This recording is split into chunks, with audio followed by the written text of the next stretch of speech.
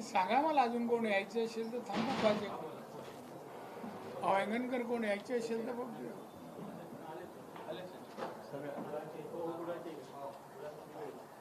सावंतवाडी बघ ना जरा जागेवर बसून काय हो.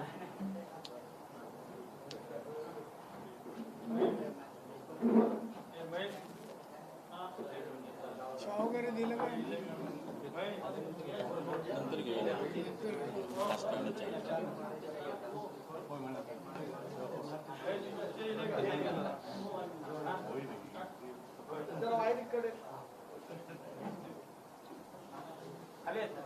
ठीक आहे. हे डोळ्यावर असंच राहील का रे?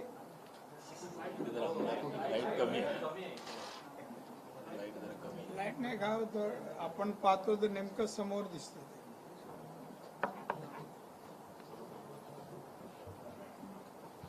चला सुरू कर.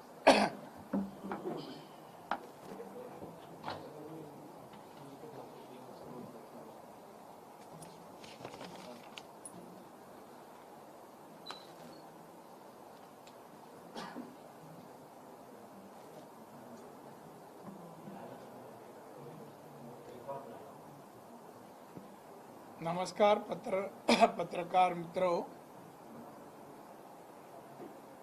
आज आपल्याशी म्हणजे पत्रकारांशी थोडं बोलावं, हितगुज करावं. मतदारांचे आणि जनतेचे ऋणाबद्दल आभार व्यक्त करावं म्हणून ही पत्रकार परिषद घेतलेली आहे. मी लोकसभेची निवडणूक संपली आहे आणि रत्नागिरी सिंधुदुर्ग मतदारसंघातून मी विजयी झालेलो आहे हे आपल्याला माहीत आहे. मी प्रथम देशाचे पंतप्रधान माननीय नरेंद्र मोदी साहेब यांचं अभिनंदन करतो की त्यांनी तिसऱ्यांदा भारत देशाचं पंतप्रधान पद मिळवलं आणि ते पंतप्रधान झाल्याबद्दल त्यांचं अभिनंदन. मला त्यांच्याबद्दल गर्व वाटतो असं मला म्हणायचं आहे. मला उमेदवारी मिळण्यासाठी माननीय पंतप्रधान माननीय अमित शहा यांच्यामुळे लोकसभेची रत्नागिरी सिंधुदुर्गची उमेदवारी मिळाली. त्याबद्दलही त्यांचे मी आभार मानतो. या मतदारसंघात उमेदवारी मिळाल्यानंतर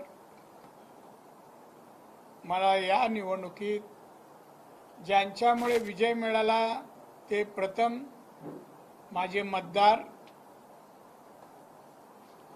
या मतदारसंघातील मतदार रत्नागिरी आणि सिंधुदुर्ग आणि रत्नागिरीच्या सर्व मतदारांनी मला जे मतदान केलं आणि विजयी केलं त्याबद्दल माझ्या मतदारांचे मी आभार व्यक्त करतो, ऋण व्यक्त करतो. सगळ्या मतदारांना दीर्घ आयुष्य आणि उत्तम आरोग्याची प्रार्थना मी रामेश्वराकडे करतोय. त्याचप्रमाणे भारतीय जनता पक्षाचे सिंधुदुर्ग आणि रत्नागिरीचे सर्व नेते मंडळी, त्यामध्ये जिल्हाध्यक्ष रत्नागिरी राजेश सावंत, सिंधुदुर्गाचे सन्माननीय प्रभाकर सावंत, त्याचप्रमाणे आमदार आणि मंत्री उदय सामंत, सन्माननीय दीपक केसरकर मंत्री, शेखर निकम, सदानंद चव्हाण आणि सन्माननीय संदीप कुडतरकर यांचेही मी आभार मानतो की माझ्या निवडणुकीसाठी दिवस रात्र परिश्रम केले आणि मला भरघोस मतदान मिळण्यासाठी प्रयत्न केले. या सगळ्यांचाही मी अतिशय ऋणी आहे. या मतदारसंघातील मतदारांनी मला प्रेमही केलं आतापर्यंत आणि विश्वासही दिलेला आहे. आणि या विश्वासापोटी मला माझा आत्मविश्वास वाढल्याने सुरुवातीपासून मला वाटत होतं की मी या मतदारसंघात यावेळी निवडून येणार याची मला खात्री होती आणि त्याप्रमाणे पक्षाने आणि त्याचप्रमाणे या जिल्ह्याचे पालकमंत्री सन्माननीय रवींद्र चव्हाण यांच्या सहकार्यामुळे मला उमेदवारी मिळाली आणि त्यांचं सहकार्य चांगल्या प्रकारे मिळालं, त्यांचाही मी ऋणी आहे। हा विजय जो आहे हा जनतेचा विजय आहे, मी मात्र निमित्त आहे असं मी तुम्हाला सांगेन आणि म्हणून या सर्वांचे मी आभार मानतो। आणि त्याचप्रमाणे निलेश आणि नितेश या दोघांनी जरी माझे मुलगे असले तरी दिवस रात्र मी कमी फिरलो पण माझ्यापेक्षा या दोघांनी फार मेहनत घेतली। माझ्या पत्नी अनेक सभा बैठका केल्या आणि म्हणून मी या तिघांचेही आभार मानतो की या तिघां माझ्या विजयामध्ये फार मोठा सिंहाचा वाटा आहे हेही मला या ठिकाणी सांगावंसं वाटतं। पत्रकार मित्र, या दोन्ही जिल्ह्यातील सिंधुदुर्ग रत्नागिरीतील सर्व पत्रकारांनी ज्या काय बातम्या दिल्या, जे काय मला प्रसिद्धी दिली, माझ्या विजयाला हातभार लावला आणि ज्यांनी लावला नाही त्या दोघांचे मी आभार व्यक्त करतो। या दोघांनाही मी धन्यवाद देतो। माझे विरोधक आहेत, पुष्कळ टीका केली आणि टीकेमध्ये अनेक डायलॉग मारले। माझी उमेदवारी जाहीर झाली तेव्हा म्हणाले बरं झालं, माजी खासदार म्हणाले बरं झालं, माझं काम हलकं झालं। आता कोण हलकं झालं त्यांचा प्रत्यय आला असेल, हे हलका करायचं काम मी करतो आणि ते केलं, पण मला त्यांच्याबद्दल काय म्हणायचे नाहीये। त्यांनाही दीर्घ आयुष्य लाभो अशी मी प्रार्थना करतो। माझं या मतदारसंघात प्रचाराच्या वेळेला अन्य वेळेला मी फार संयमी वागलो, माझ्या स्वभावाच्या विरोधात वागलो, पण याचा मला फायदाच झाला, तोटा काही झाला नाही। सगळ्यांची अपेक्षा बरीच होती, बरेच प्रयत्न करत होते, पण त्यांच्या प्रयत्नाला यश आले नाही आणि माझा विजय मिळाला। मी आता खासदार आहे। या वेळेला मी ठरवलं रत्नागिरीसाठी काय करावं हेही मी ठरवलंय। रत्नागिरीचे 5 प्रश्न मी हाती घ्यायचं ठरवलंय। ते आत्ताच सांगतो की नॅशनल हायवेचं काम पूर्ण करावं रत्नागिरीचं लवकरात लवकर, आणि यासाठी लवकरच मी मुख्यमंत्री आणि आमचे रवी चव्हाण यांना भेटणार आहे। रत्नागिरीत पाण्याचा प्रश्न आहे, रोजगार प्रश्न आहे, विमानतळ वाहतूक सुरू करण्याचा आहे आणि चिपळूणमधील पूर परिस्थिती आणि तिथल्या लोकांची मागणी पर्यटनाची, हे 6 प्रश्न मार्गी लावण्यासाठी मी प्रयत्न करणार। पण मी क्रम दिलाय पाणी, रोजगार, विमानतळ आणि पूर परिस्थिती यावर मी ताबडतोब बैठका लावून मी त्यासंबंधी उपाय लवकरात लवकर करणार आहे। रत्नागिरी आणि सिंधुदुर्गातील सगळ्यात लोकांनी, मतदारांनी मला जे सहकार्य केलं, प्रेमाची आदराची वागणूक दिली, त्याबद्दल मी सर्वांचा अतिशय ऋणी आहे। आणि माझ्या ताई बरोबर माझे सगळे कार्यकर्ते, नेते, जिल्हाध्यक्ष, पदाधिकारी, लोकप्रतिनिधी, कार्यकर्ते यांनी अहोरात्र काम केलं आणि दादा विजयी व्हावेत असं वारंवार ते म्हणायचे आणि कामही करायचे। हे पाहून मला अनेक वेळा भावनावश व्हायला झालं, पण मला खात्री होती की हेच माझे काम करून मला विजयाकडे नेऊ शकतात। त्या सर्व कार्यकर्त्यांचा मी आभारी आहे आणि त्यांनाही धन्यवाद देतो। त्यांच्यासाठी दीर्घ आयुष्याची प्रार्थना करतो। पत्रकारांनी या संबंधी काय विचारायचं असेल विचारू शकतो। दादा, या ठिकाणी मतदारांचा कानोसा घेतला तर बऱ्याच मतदारांना आपल्याला मंत्रीपद मिळालं नाही म्हणून नाखुशी व्यक्त केली आणि या ठिकाणी दीपक केसरकर असतील किंवा अशा लोकांनी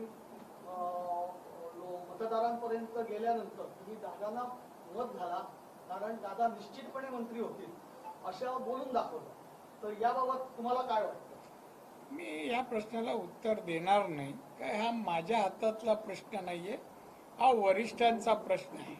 कोणाला मंत्री करावं, कोणाला करू नये, कोणाला केव्हा करावं, काय हा प्रश्न संपलेला नाहीये ना. केव्हाही काही होऊ शकतं. त्यामुळे याच्यावर मी भाष्य करू शकणार नाही.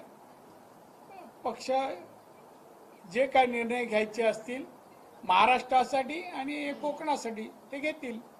त्याचबरोबर आता आपण रत्नागिरीतले 5 प्रश्न आपण जे प्राधान्याने सोडवणार असं म्हटलं, सिंधुदुर्गातल्या जनतेने भरभरून दिलेलं आहे, तर सिंधुदुर्गातले असे कोणते प्रश्न मार्गी आपल्या माध्यमातून लागतील? मोठा प्रश्न इथल्या उद्योगधंद्याचा आहे, म्हणजे नोकरीचा आहे. तो जवळपास मी त्याच्यावर काम करतोय सध्या. जिल्ह्यात मोठ्या प्रमाणात ते उद्योगधंदे वेगवेगळ्या प्रकारचे आणावे आणि ते माझे प्रयत्न, याला यश येणाऱ्या 2 वर्षात येईल असं माझा विश्वास वाटतो. पर्यटनसाठी आवश्यक त्या गोष्टी ज्या आहेत, पर्यटन जिल्हा आहे, तो जिल्ह्यात अधिक मोठ्या प्रमाणामध्ये पर्यटक जिल्हा व्हावा, आवश्यक पर्यटकांना पोषक असं वातावरण निर्माण करावं, तो मी प्रयत्न या ठिकाणी मी करेन. हॉटेल व्यवसाय इथे वाढावा, त्याचप्रमाणे इथे आलेले पर्यटक 2 दिवस, 5 दिवस, 15 दिवस हे काय येतील तेवढे आनंदाने घालवण्यासाठी तसं वातावरण, तसे मनोरंजनाची साधनं मी उपलब्ध करायचा प्रयत्न करीन. थोडक्यात मी सांगेन, इथल्या लोकांचं जीवनमान सुधारण्यासाठी किंवा दरडोई उत्पन्न वाढण्यासाठी माझे प्रयत्न असतील.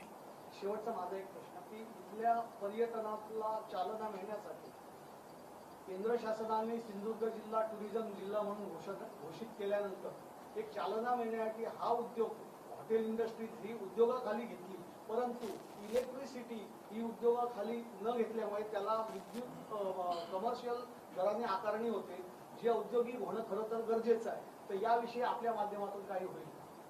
मी तपासून पाहिजे, गरजेचं आहे म्हणताय, ठीक आहे, पण आज ऊर्जा निर्माण करायला जो काय खर्च येतो त्याच्या आधारे त्यातली कन्सेशननी किती द्यावी, मार्केट रेटनी इंडस्ट्रीला आपण जर जास्त वाढवत गेलो तर आपल्याकडची इंडस्ट्री दुसऱ्या राज्यात जातील, ही भीती असते.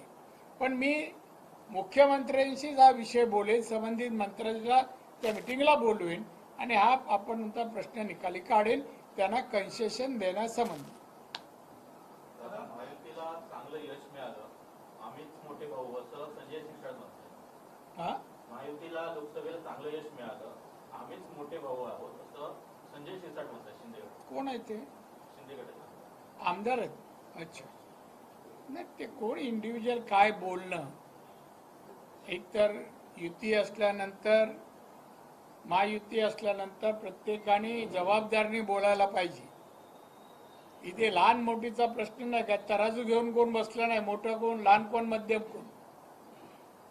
त्यामुळे मोठं कोण आहे, तो कशावर ठरवावा हे आधी म्हणा ठरवा, असं मला वाटतं. दादा, सर्वप्रथम तुमचं अभिनंदन. खरं तर रत्नागिरी सिंधुदुर्ग या मतदारसंघातील प्रमुख प्रश्न रोजगार आहे. रखडलेला कुडाळ मार्गांमधला सीवर्ड प्रकल्प असेल, कसला? सीवर्ड हा. आणि रिफायनरी प्रकल्प असेल, प्रकल्प दोन्ही आपल्या माध्यमातून पुढील 5 वर्षात मार्गी लागलेले चित्र पाहिजे. नक्की 100%. रिफायनरीचा आहे प्रश्न आणि सीवर्डचा. सीवर्ड तर मीच सुरू केलं होतं, विषयच माझा आहे. 100 कोटी कलेक्टरकडे जमाही मी केले होते आणि त्यामुळे हा प्रश्न निकाली काढण्यासाठी, निकाली नाही तो प्रश्न सोडवेन. दादा, चिखली विमानतळाला काय ऊर्जितावस्था मिळेल? हा, काय म्हणता? चिखली विमानतळाला ऊर्जितावस्था मिळेल आपल्या भागात? उद्दित अवस्था नाही आहे, व्हायबिलिटीचा प्रश्न आहे. मी मंत्री होते यापूर्वीचे, त्यांच्याशी बोललोय. काही अजून रूट सुरू करायचे आणि काही नवीन विमान वाहतूक कंपन्या आहेत त्यांच्याशी पण माझं बोलणं चालू आहे. नवीन 3-4 रूट आल्यानंतर हा विमानतळ व्यवस्थित चालेल. दादा, गेले अनेक वर्ष ताळंबा प्रकल्प प्रलंबित राहिलेला आहे, या संदर्भात आता तुम्ही पुढे काय पावलं? काय झालंय तळंबाला? ताळंबा धरण काय काय प्रॉब्लेम काय? अजूनपर्यंत चालू झालेला नाही आहे. अर्ज मी माहिती घेईन काय कारण आहे ते आणि मी सुरू करेन. त्या शेवटी मीच सुरू केले सगळे प्रकल्प. टाळंबा पण मीच सुरू केलाय, तिलारी मी सुरू केलाय, महम्मदवाडी, गोंसरी हे सगळे मी सुरू केले. काय असेल ते मी स्वतः पाहतो. तर सिंधूरच्या पर्यटनाला संजीवनी देणारा आपण एक मागे प्रकल्प सांगितला होता, सागरी किनाऱ्यावरून एक टॉय ट्रेनचा प्रकल्प. आता त्या प्रकल्पाला गती कसला? Toy train. हा ट्रेन हा. आता त्या प्रकल्पाला गती मिळेल. हा, गती मिळेल. काय सगळं प्रोजेक्ट तयार आहे, खर्च आहे. अहो हा रेल्वेने करावा का सरकार त्याच्यात देणार का प्रायव्हेट कंपनी घ्यावा एवढ्यासाठी सीमित आहे. ते आचारसंहिता सुरू झाली म्हणून तेवढं थांबलंय. आता सगळं संपलंय. मी तो परत त्या विषयाकडे वळीन. तो मीच आणलेला प्रकार मीच सुरू व्हावं सगळं बजेट तयार केलाय, अधिकाऱ्यांच्या बैठका घेऊन तयार करून ठेवलाय. आता तो खर्च कोणी करायचा हा प्रश्न आहे. सिंधुदुर्ग जिल्ह्याने या लोकसभा निवडणुकीत आपल्याला भरभरून साथ दिली. रत्नागिरीत असं काय चुकलं, कसं कोणी नाही मला चुकलं बिकलं. मी सगळ्यांचेच आभार मानले. मतं दिली त्यांनी, नाही दिली त्यांनी, काम केलं त्यांनी, काम न केले त्यांनी, आणि सगळ्यांना दीर्घ आयुष्याची मी शुभेच्छा केली. जेव्हा माझे विरोधक माझ्या विरुद्ध काही विचार करतात त्यांना अपयश येतं. त्यामुळे त्यांना पण मी नुसता शुभेच्छा देतो. अजून जरा प्रयत्न करा का त्याच्यापेक्षा माझे प्रयत्न वाढतील ना. मला काय फरक पडत नाही. तुमचा रोग कुठल्या दिशेने मला माहिती आहे, पण मी तिथपर्यंत जाऊ शकत नाही. योग्य दादा एकंदरीत सध्या झालेल्या लोकसभा निवडणुकीमध्ये आता होणारी जी विधानसभा आहे त्यामध्ये महाविकास आघाडीची त्या ठिकाणी टक्केवारी जास्त दिसते. असा पोल काही महाविकास म्हणजे? काँग्रेस हा काय दिसतं? पोल म्हणजे महाविकास आघाडीची वर्चस्व जास्त दिसते. कशात? सीट मागे महाराष्ट्रात हा महाराष्ट्रामध्ये फक्त महाराष्ट्रामध्ये मतदानामध्ये हा ह्याच्यामध्ये आपल्या मतदारांमध्ये हा. मग एकंदरीत तुमचं यामध्ये काय एका निवडणुकीत मिळालं ते टिकेल असं नाही ना. आम्ही जागृत झालो आहोत. आत्ताची पुढची निवडणूक हे राज्य आम्ही जिंकावं म्हणून आम्ही प्रयत्न करू. महाविकास आघाडीकडून विधानसभा निवडणुकीची तयारी सुरू झाली आहे. आज काँग्रेस, ठाकरे गट आणि शरद पवार गटाची बैठक झाली आणि विधानसभेत विजयाचा दावा केला गेला. आम्ही सांगतो ना आम्हीच येणार म्हणून. तर काय दावा काय करायचा? आम्ही तर आहोत आणि राहणार. आम्ही आहोत आणि राहणार. जसं केंद्रात तिसऱ्यांदा आले आणि पंतप्रधान झाले, त्यामुळे कोणी दावा करून काय फरक पडत नाही. कोकणातून मी शिवसेना संपवली. 5 जिल्ह्यात शिवसेना गेली कुठेच नाही. मग जे आम्ही कोण आडवे आले तर त्यांच्यावर पाय देऊन पुढे जाऊ. त्यांचा पायच बाजूला गेलाय. मी ही भाषा बोलू नाही. सगळे आडवे झाले. कोणी आता ह्या कोकणात तर कोण आम्ही साफ केला. इथे कोणाला आम्ही पाय बोट शिरू देणार नाही. सर पवार साहेबांनी असा आरोप केलेला आहे की ज्या ज्या ठिकाणी मोदींची सभा झाली त्या ठिकाणी महाविकास आघाडीचे उमेदवार निवडून आले. No comments. ते काय आम्ही शोधत बसू का कशामुळे झालं, काय झालं? एक ज्योतिष द्या, घेऊन जातो. मुस्लिमांसह सर्व धर्मियांनी आम्हाला मतदान केलं. मराठा खाते सुद्धा त्यामध्ये आहे असं उद्धव ठाकरे म्हणतात. नाही नाही, मला तर मुस्लिम असो, आता मीच मराठा, मग मराठा माझ्या विरुद्ध का जातील? किंवा अजून मागासवर्गीय सगळ्यांनी मला मतदान केलं. आणि मी असं म्हणणार नाही शिवसेना आयुष्यभर मुस्लिमांविरुद्ध, ते मुस्लिम शब्द पण बोलत नाही. तो शब्द मी बोलू इच्छित नाही. मातोश्री त्या शब्दाला काय बोलतात मुसलमान लोकांना ते मला माहिती आहे. त्यांच्या विरोधात आतापर्यंत शिवसेनेने त्यांना विरोध केला. कुठल्या जातीविरुद्ध केला नाही. गुजराती लोकांविरुद्ध केला, दाक्षिणात्यांविरुद्ध केला, नॉर्थ इंडियन विरुद्ध, शिवसेनेने सगळ्यांविरुद्ध केला. आता शेवटी आले, आता मियाभाई झाले. आता उद्धव मिया म्हणतात त्यांना. तुम्हाला नाव माहित नसेल तर बघ.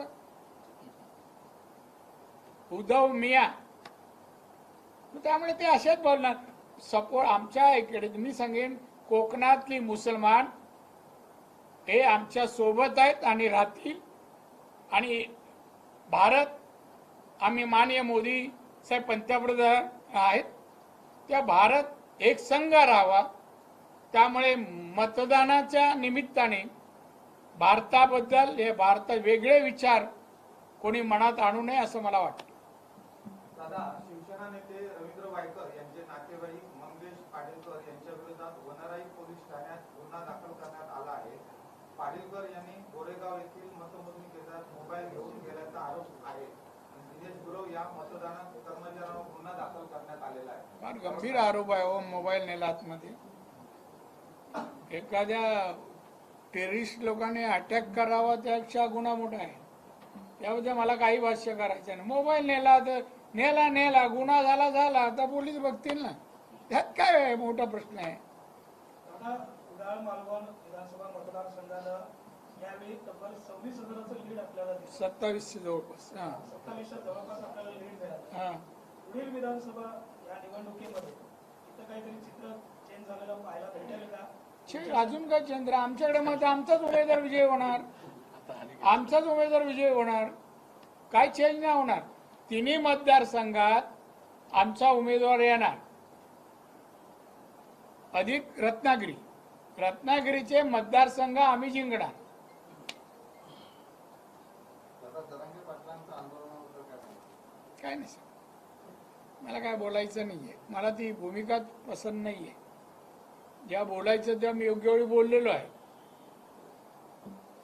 आता जरांगे पाटलांना खतपाणी करणारेच अडचणीत आले. मराठा समाजाची मतं विरोधात जाईल अशा भीतीमुळे दिल्लीतून मला तिकीट दिलं नसेल असं भुजबळांनी वक्तव्य केलं. माहित नाही. हे तुम्ही इंटरनॅशनल प्रश्न आता विचारा ना.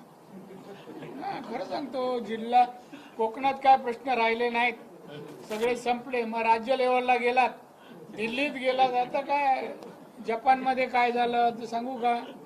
मग रशियामध्ये काय चाललंय? मग प्रगती आमच्या पत्रकारांची. दादा, रत्नागिरी आणि सिंधुदुर्ग जिल्ह्यामध्ये टँकर मुक्त जिल्हा केव्हा होईल? टँकर मुक्त जिल्हा कधी होईल? टँकर मुक्त ह्याचा रत्नागिरी. रत्नागिरी. कारण नोव्हेंबरपासून अहो, अजून जरा मला जाऊ दे, पाहू दे, किती टँकर लागतात, पाण्याचे सोर्स कुठे आहेत, कुठे पाणी का वरून आणता येत नाही, सोर्स कुठे निर्माण करता येईल.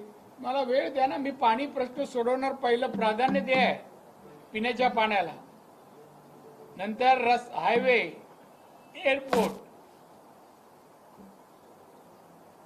दादा, जेडीएस नेते आणि कर्नाटकचे माजी कोण थांबा काय? जेडीएसचे नेते आणि कर्नाटकचे माजी मुख्यमंत्री एच डी कुमारस्वामी केंद्रीय मंत्रिपदाचे सूत्रे हाती घेतात वादात सापडलेले आहेत. आणि शुक्रवारी त्यांनी भारतासारख्या देशात अमेरिकन सेमीकंडक्टर कंपन्यांच्या गरजेवर प्रश्न उपस्थित केला होता. सध्या ही कंपनी गुजरातमध्ये स्थापन होत आहे. आता त्यांनी आपल्या वक्तव्यावर स्पष्टीकरण दिलेले नाही. आपल्या माझ्या वक्तव्यात त्यांच्या नो कॉमेंट्स. आपण इंटरनॅशनल आहे. प्रणिती शिंदे जे काँग्रेसचे तुम्ही 4 जणांनी ठरवा आणि विचार. प्रणिती शिंदे यांनी फडणवीसांवर आरोप केला आहे. फडणवीसांची पिल्लावळ जी आहे ती सोलापुरात दंगली घडवण्याचा प्लॅन करते असं त्यांनी गंभीर आरोप केला. या आरोपात तथ्य नाहीये.